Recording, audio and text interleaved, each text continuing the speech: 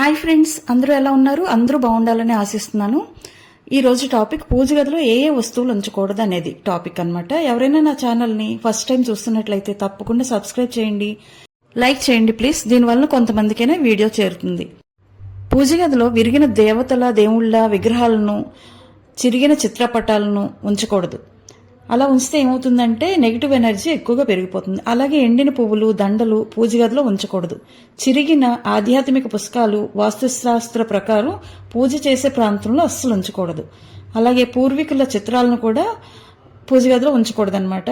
పదునైన వస్తువులు అంటే కత్తెర, కత్తి అలాంటివి కూడా అస్సలు పూజ గదిలో ఉంచకూడదు. శంఖాలు ఒకటి కంటే ఎక్కువ శంఖాలని మనం పూజ గదిలో ఉంచకూడదు.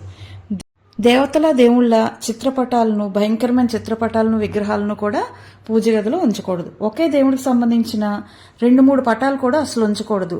పొరపాటును కూడా చీపురుని పూజ గదిలో ఉంచకూడదు.